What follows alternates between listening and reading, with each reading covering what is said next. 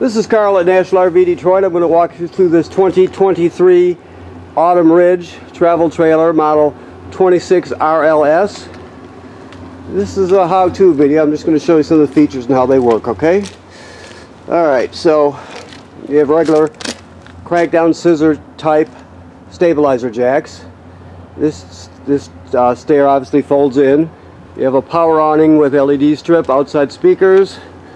This is a vent for the range hood. It's got a baffle in it, so if you're going to vent to the outside, just flip the baffle open and you can vent.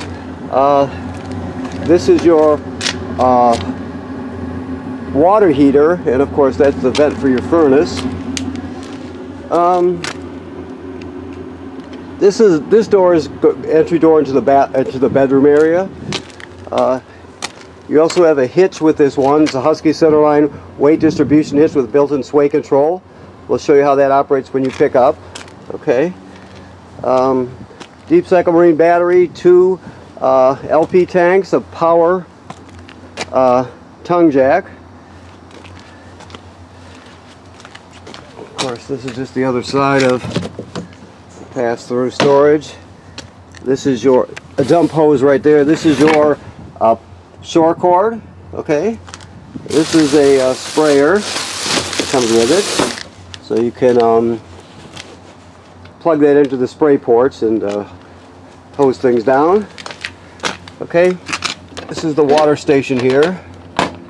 Now, this blue lever here, or blue valve here, right now is in the vertical position, which if you look here it means city water. So when your hose is hooked up to here, you turn it on and you're going to run on city water. All the plumbing will work. Now if you're camping someplace that doesn't have city water, you can pre-fill your fresh water tank and pump the water out of it. So to do that, you would still have the hose hooked up here. You would just change it to that position, as you can see right there, and it'll fill up your tank. Then when you get to the campground, you just turn on your water pump and it'll pump out of the tank. Okay.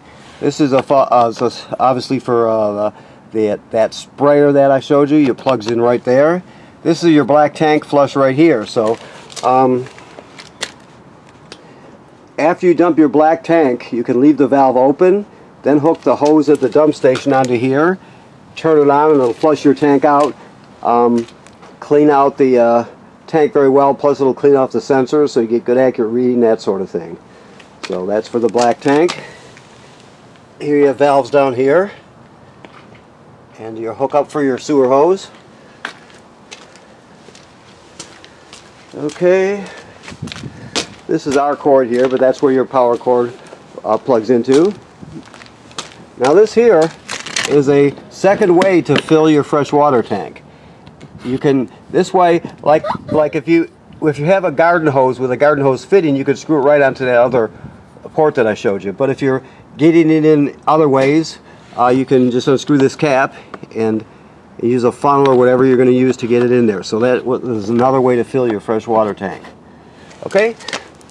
Alrighty, so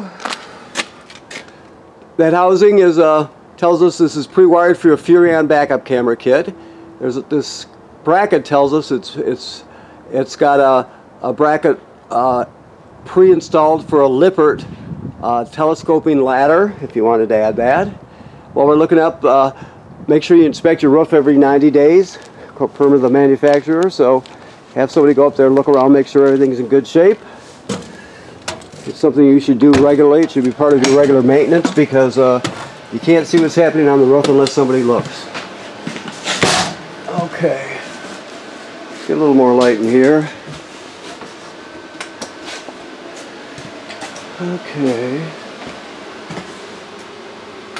Okay, so when we first come through the door, here's your controls here. Your awning is here, your power awning. Your slide room is here. These are your water, your water pump. Pump water out of the fresh water tank. It's also used to winterize a trailer. Turn your water heater on gas there. Light it on electric here. Always make sure there's water in the water heater tank before you turn it on. Never run it dry or you'll damage it. And you check your levels here, as you can see. Very simple. This device here is your power converter. What it does is converts AC to DC power. So when you're plugged into shore power, you'll have 110 AC at these circuit breakers here, and they're all labeled, just like you'd see at home. Then the power is converted to 12 volt DC on this side, and they have 12 volt fuses, plus they're all labeled. This is also a battery tender, so it's gonna, when it's plugged in, it's gonna sense how much energy your battery up front on the tongue needs, and it'll send as many amps necessary as to keep it charged. Okay.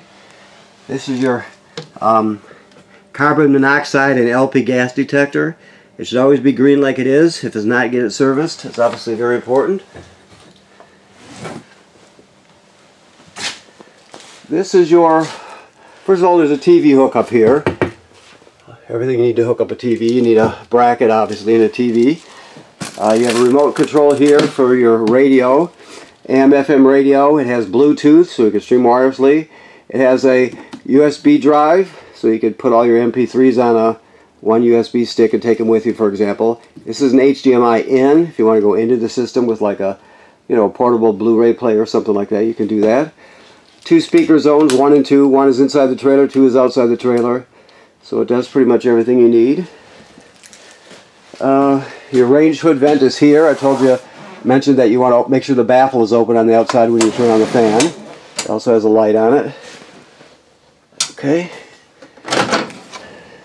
Microwave works like any other microwave. Your range. Let's see if he's got gas up here already. These tanks were just hooked up, so you got to work the air out of the system. There we go. So from now on, once we've done that, as soon as we turn it on, it will light immediately. Okay. So you have your sparker. You just turning this clockwise to spark. And you have 3 knobs for your burners, and then this one is for your oven. Basically, there's a pilot light down there, all the way to the back. You can see me spark it there. So you're going to go to the picture of the pilot light. You're going to depress it, and you're going to keep it depressed while you're lighting.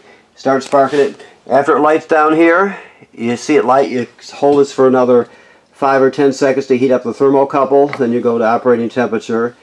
And it circles as an oven does. When you shut it off, the flame goes out, but so does the pilot light, so you have to relight the pilot light each time you use the oven. You have light here, light there. Okay, always travel with this top closed. Okay, we're still cleaning a bit here, so your keys are hanging on your sink, your faucet right there. Okay, your thermostat is right here. It's simple like all thermostats. You just hit the mode button and you keep poking it to cycle through the different options. You have a 12 volt DC refrigerator here. So it runs on 12 volt DC. Okay. You can take the poles out of the tabletop and then set the tabletop onto these cleats here and use this as a bed if you need to. This one here is a, let's see what we got here. This is a hide-a-bed, so you pull the back cushions off, you grab it in the center and unfold it out, drop the legs, and you've got a 3-panel hide-a-bed. Alright. Moving forward. At the bathroom next. Some light here. Okay. So the sink and shower work like any other sink and shower, of course. You got a fan. This is a GFCI plug, so all the plugs in the trailer are wired through a GFCI. Keep that in mind, even the one on the outside. So you always, no matter where you pop it, it's always going to reset in here. Toilet works like a typical RV toilet, like they all do. It sits right over a black tank. When you get to the campground, you hook up your power and your water. You put a dose of chemical in the bowl. Then you'll step on the pedal and hold it down while the water flows into the black tank along with the chemical. You put at least a gallon of water in there, and then it's ready to be used. Never use it without putting water and chemical in it, because if you do that, it'll be clogged up for one thing, and it'll smell really super terrible if you don't use chemical and water. So keep that in mind. Alrighty. little farther. Okay. So, you have a backer plate for a TV bracket plus TV hookups. Emergency window, of course. The door that we spoke about. And of course there's storage underneath here. You can see a little storage under the bed. So it's pretty typical of a RV bedroom. Okay. I think that about covers everything. Let me look around a bit. I think so. Okay, so I want to thank you for purchasing your trailer here at National RV Detroit. Please remember to inspect your roof every 90 days. Make sure there's no cracking or separation at any of the sealant. Make sure there's been no damage caused by, no damage to the roofing material or roofing attachments caused by, let's say, low branches or road debris, that sort of thing.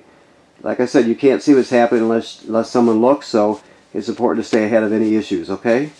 And lastly, this is winterized right now. The water's been purged from the system and replaced with antifreeze. Your water heater is in bypass mode and it's empty right now. So always make sure you fill the water heater tank before you turn it on, okay? Thank you.